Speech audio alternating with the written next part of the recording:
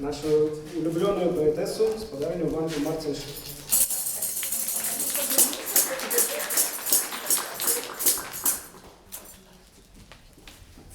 Тяженько. Вітаю усіх вас, дорогі сябри, і віншую. Віншую з гэтым днём, які, вядома, лепш было б святкаваць на радзіме. Але, калі нельга святкаваць на радзіме, цяжка прыдумаць месца лепшае, чым Літва.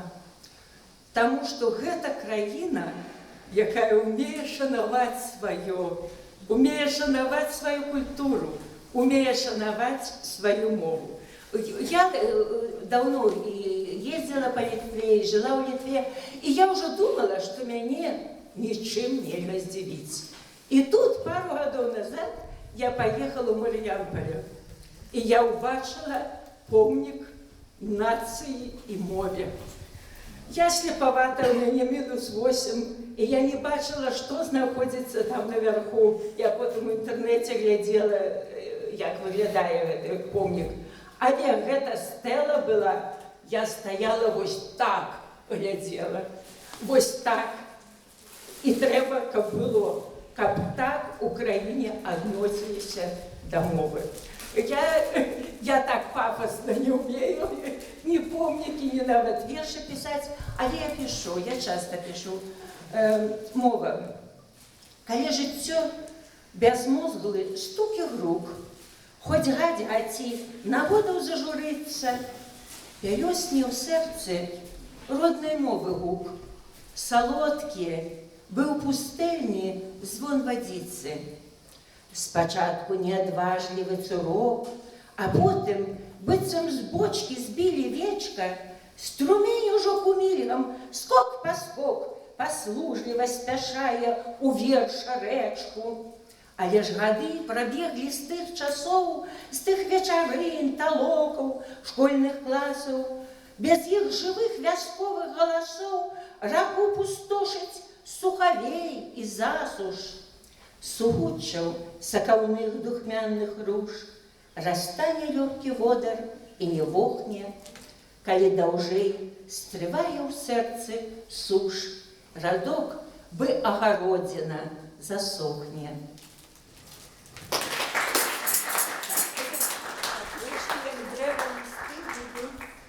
Пакідаць.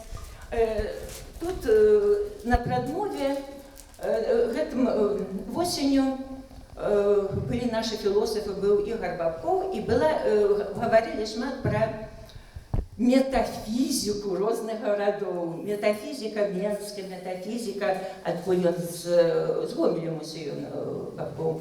І вось я сядзела весь час і думала, а што ж гэта за метафізіка Вільні? Магчыма, не з такімі словамі, але я даўно над гэтым уже задумывалася.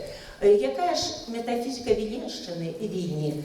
І таксама патроху, але пишу пра гэта. Нарадзілася я недалёка ад Вільні, і вось, як будзе бачна з верша, і дзяды, і бабулі нашы тут і на кірмаш прыязджалі вазамі, і маліцца пяшком хадзілі.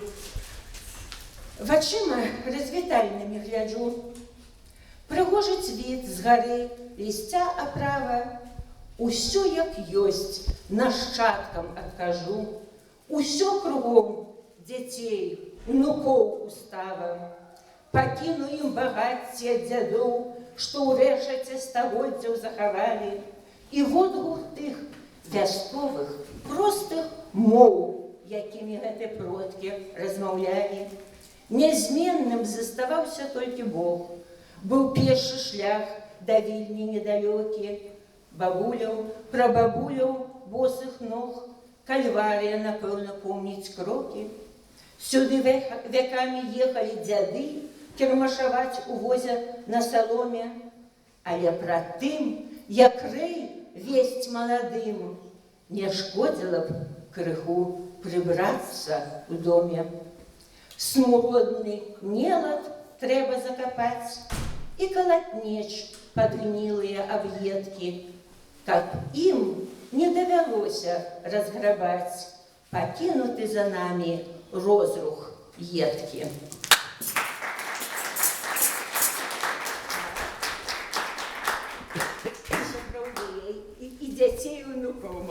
що мені треба працювати немає. Поколькі я ў літаратуру прыйшла ўжо у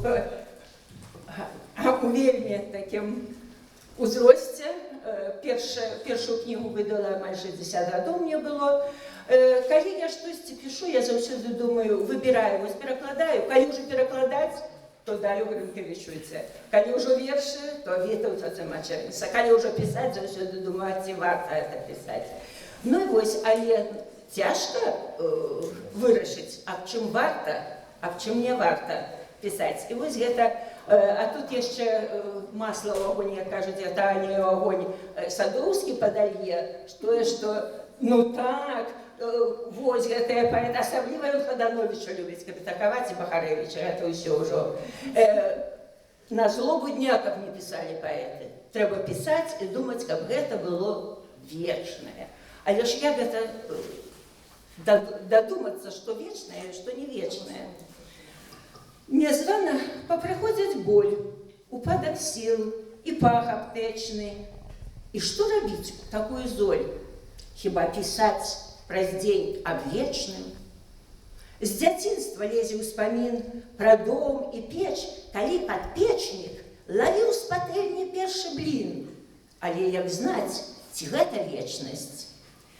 А падалася вандраваць, на горб закінуўшы заплечнік, каб смак жыцця і сум спазнаць. Але як знаць, ці гэта вечнасць?